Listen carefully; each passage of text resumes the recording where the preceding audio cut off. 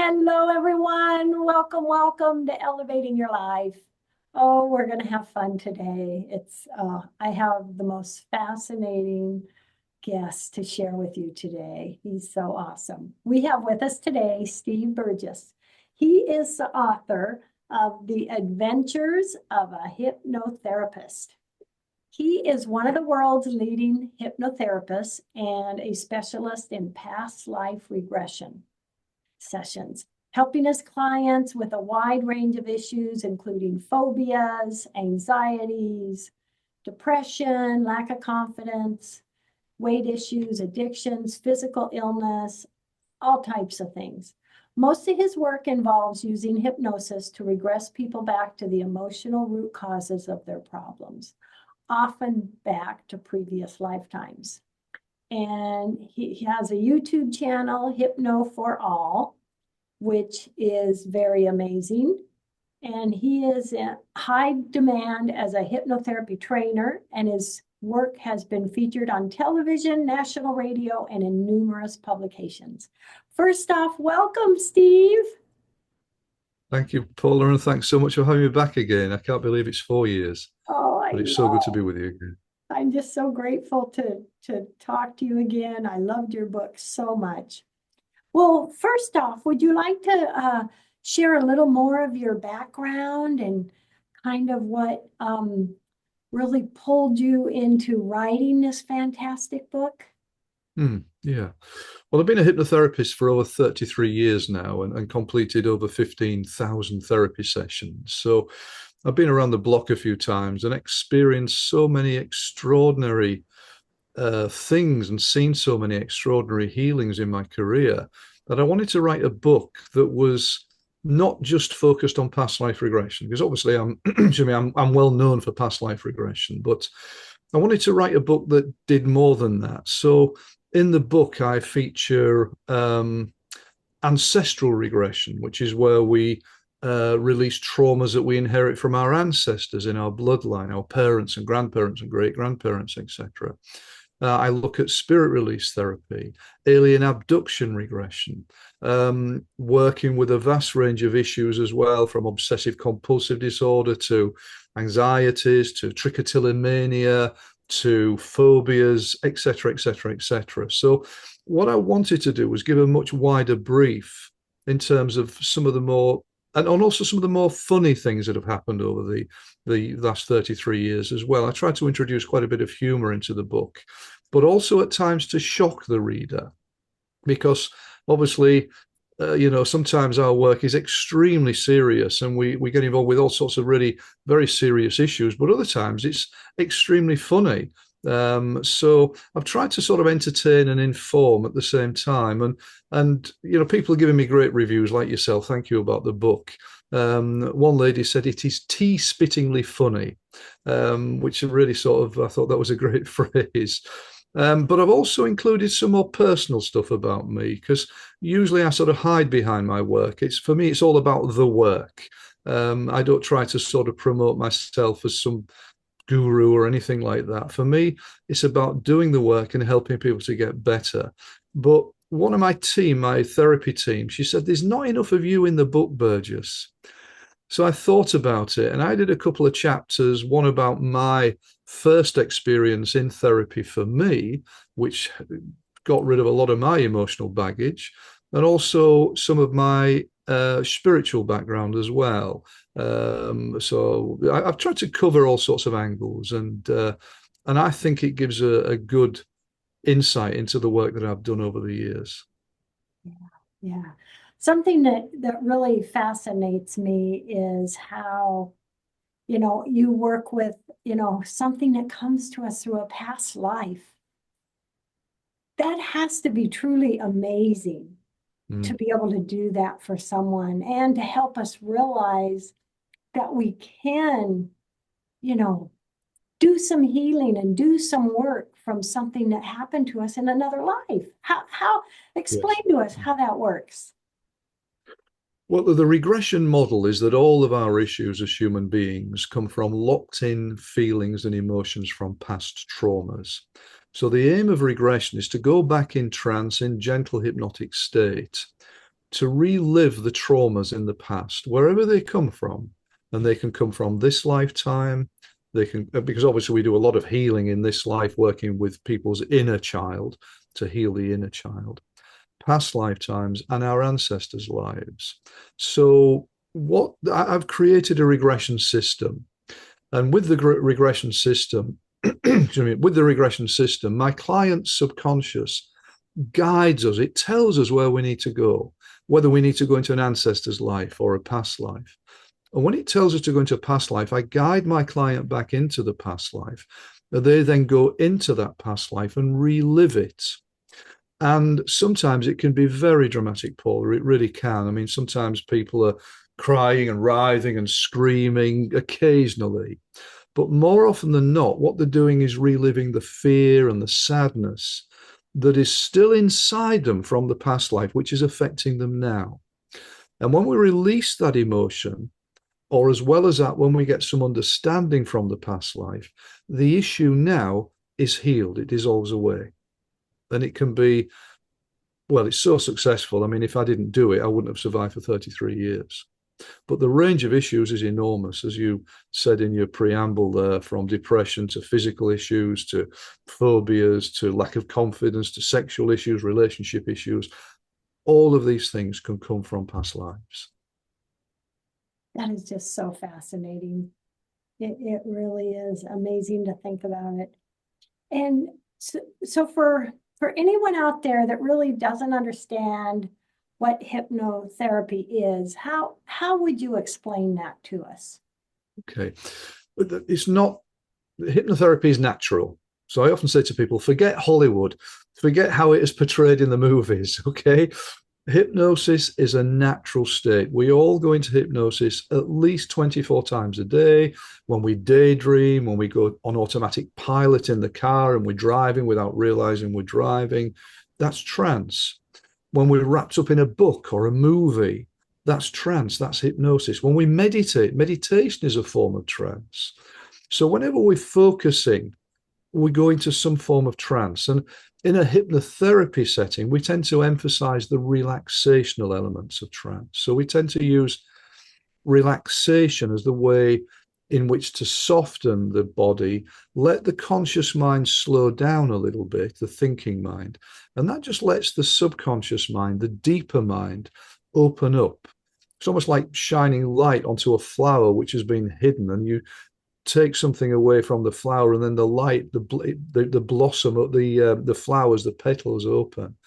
And the subconscious mind is our powerhouse, the 99% of the mind that we don't usually use on a day-to-day basis. So this is one reason why hypnotherapy is so powerful. But when you add regression in, it makes the whole therapeutic experience, I would say 10, if not 100 times more powerful and effective. Wow. So it's basically getting to that subconscious mind, getting that, would you say the mind chatter is, that outside noise? Yeah, to some degree. I mean, having said that, when we are in trance, we're still thinking. The mind is still analyzing. The conscious mind is there. Excuse me, but the subconscious is always there anyway. It's always awake. It's always taking information in without us realizing. But it's just when we relax and the conscious mind has got very little to do, it seems to be more easy for us. It's almost like the subconscious comes from the back part to the front part of the mind, you could say. I love that. Wow. And things such as meditation, and I'm thinking being a Reiki master practitioner for 25 years, I'm thinking, Reiki so relaxing.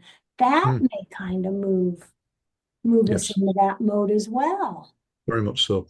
Whenever somebody is relaxing, they're going into trance.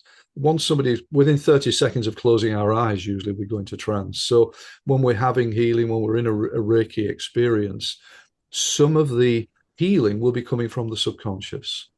And so, yes, and we don't always know how the healing takes place, but as long as people get better, it doesn't really matter.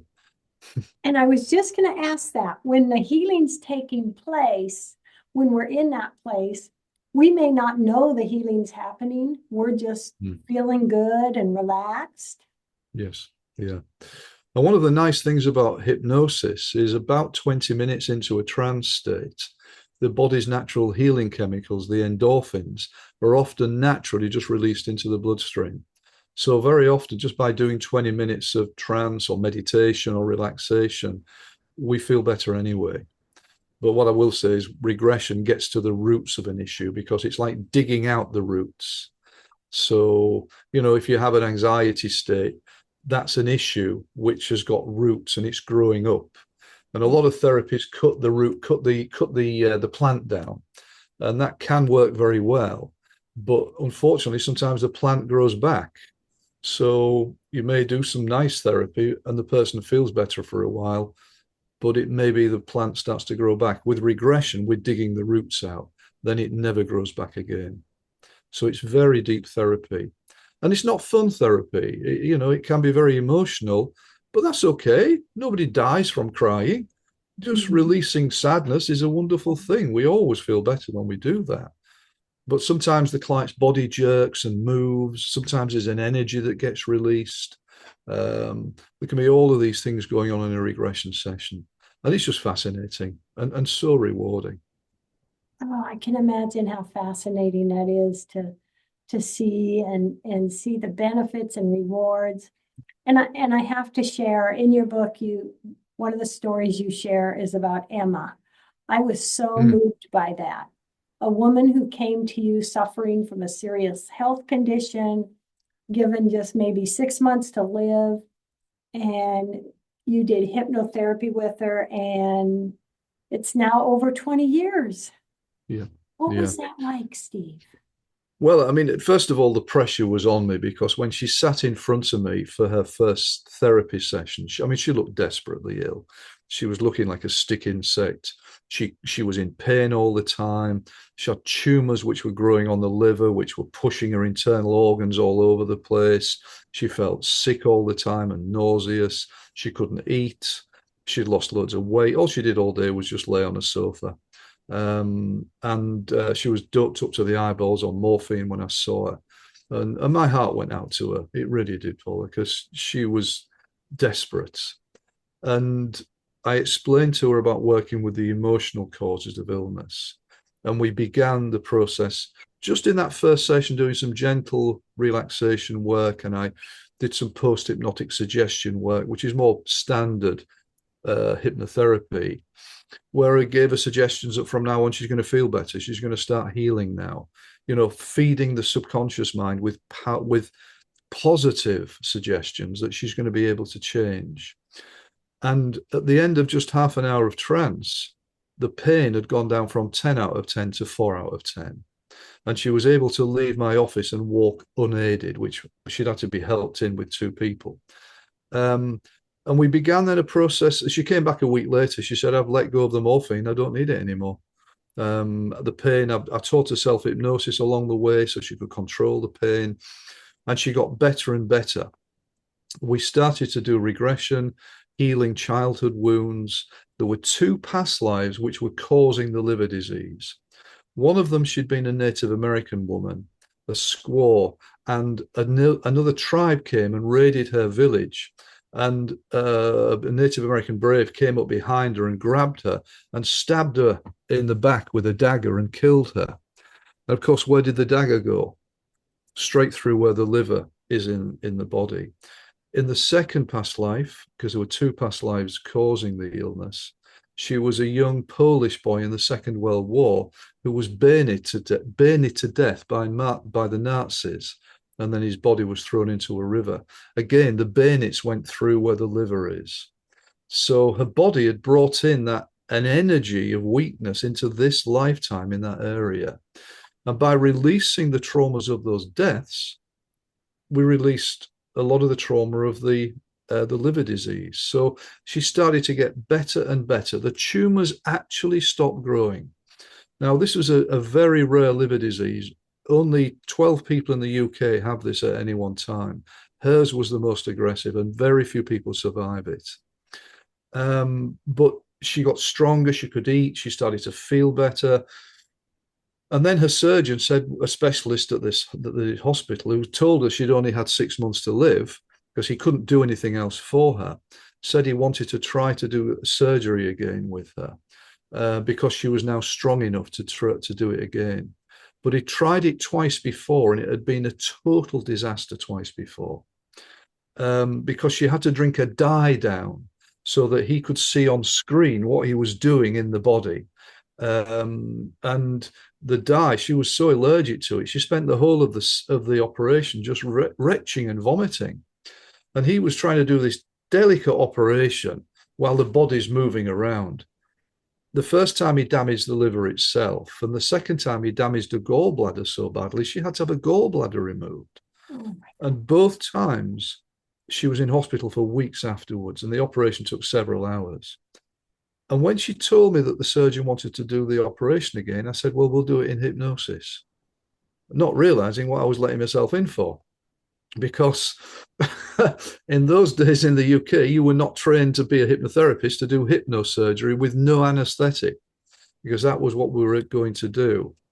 And I expected the surgeon to say no, but he said, yes, I'll try anything.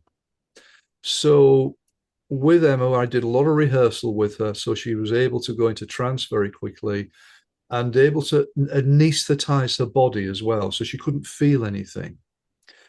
And of course, when the day of the operation came, the only person who had a problem with the operation was me, so I don't like blood. And of course, I write about that as humorously as I can in the book. But I took her into trance. I actually disassociated her. So I guided her up out of her body and took her up all the 13 floors of the hospital, out of the roof into the sky. And through the whole of the surgery, I was there with her, guiding her on an imaginary journey around the stars. In the surgery, she wasn't sick once. It was all finished after about 90 minutes. It was a total success. And at the end of the surgery, the surgeon said to me, I said, I have never seen anything like this in my life. It was like operating on a dead body. There were no defensive reflexes. He said, you must give me one of your cards, Burgess. I must talk to you about this. Well, I'm still waiting for the phone call 29 years later. But the great thing is that Emma is alive still, 29 years past her die-by date. So just remarkable stuff. So I begin the book with that story because it is so extraordinary in every way, and so beautiful. it is. It's just a phenomenal story. It really is. So when you're doing work with someone, are you able to categorize what pain or disease is from past lives and what may be something that came in this life? Are you able to kind of figure out the roots? Yeah, well, the subconscious tells me. So my regression system, I use a technique called an ideomotor response, which is where I ask the client's subconscious when they're in trance to take control of a finger so the finger moves all by itself. And this just happens all by itself. And then what I'm asking is, I say to the subconscious is, whenever the finger moves, you're saying yes to me. And if you want to say no, the finger just remains resting. So then what I do is I diagnose the roots of the issue. So let's say they come with a skin problem, for example, or a phobia, it doesn't matter what it is, a depression. What is causing this? What emotional traumas, whereabouts are they? Have there been any significant emotional events in your present lifetime, at any time in this life, connected to causing the depression, the lack of confidence, the physical issue, the skin problem? If I get a yes, then I know that we've got some work to do in this lifetime. Are there any past life causes? And it may say yes, in which case, how many past lives? Because there are often multiple past lives. Is it 1, 2, 3, 4, 5? 5 past lives. Are there any ancestral traumas? Yes. So we then can diagnose. It's like, what is it? Laser therapy. Most therapy is sort of like blunderbuss therapy. You sort of mud against the wall and hoping for the best. With this, it's laser therapy. We know exactly where to go. Oh, this lack of confidence came from a past life. So we go into the past life. Oh, I was killed as a witch in a past life. That's why I lack confidence now. Or I've always wanted to be clairvoyant in this life, or I want to improve my psychic skills. but I'm blocked in some way. Oh, I find in a past life I was murdered because they thought I was a witch, or they accused me of being a witch. And so therefore now a part of me is still scared about coming out with my psychic skills. So we release the death trauma, and it is often death trauma in past lives. Release that, and the issue goes, the confidence comes, and then a person can give readings much more freely, etc., etc. Wow. Would someone have to be a believer in incarnation to be able to go through this and see the past lives, or Yeah. does it matter? Doesn't matter. It's a good question, but no, not at all. In fact, many of my nowadays I'm so well known for past life work because obviously I've been around a long time and I've been, I'm out there in a big way. But in the olden days, people didn't know about me. They just come to get better. But when I asked the subconscious, it would say past life. Then we worked in past life. It didn't matter if they didn't have a belief or not. And nowadays, I guess most people come knowing about past lives because to see me, but it doesn't matter whether a person believes in reincarnation or not. It can still get them better as long as they can regress, as long as we can get them back into the past, which doesn't work for everybody. I have to admit, I wish it worked for every single person I see. The vast majority of people get into past lives, but if we can get into it, it doesn't matter whether they believe it or not. I mean, one of the most remarkable stories, and actually this was from my previous book, The Power of Past Life Regression, was a 13-year-old boy who came with migraines.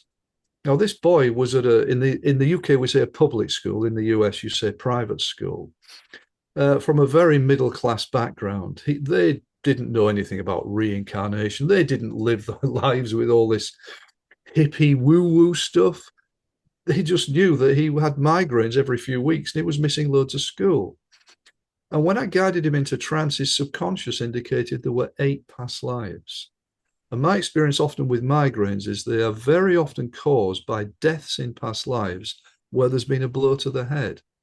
And we worked through all 8 past lives. There were all deaths in past lives. In 1 hour, we cleared the migraines in 1 hour, which is quite extraordinary. And that boy is 13 years old. He doesn't believe in reincarnation. He didn't come to me to say, oh, well, my migraines are from past lives. So just as an example of how it can work, regardless of belief. So amazing. And here's something that I'm just curious about. Does karma come into play anywhere in all of this? Very much so. I mean, my Buddhist background, I was a Buddhist for many years, and we were taught everything is karma, everything, even down to the color of someone's hair. So yes, there's often a great degree of karma within the therapy, the past life therapy process. So we're often the problems we're having are karmically related to things that have happened in the past. But by having therapy and releasing the trauma, that's part of your karma as well to heal.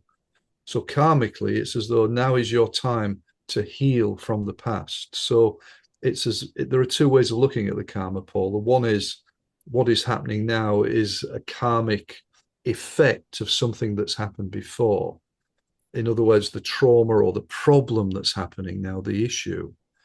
But conversely, having therapy, doing the work, and releasing the traumas is part of your karma in terms of moving on and being free as a soul in the universe. Wow, that is just so amazing. That is so, and something else I always think about, can we be reborn as an animal? Is that ever Yes, picked up on? it comes up occasionally. So the sort of the spiritualist view, and some spiritual views are that once you've attained the human rebirth over many lifetimes, you're always going to be human. It isn't the case in my experience. I can only go by experience from what happens in my clients' sessions.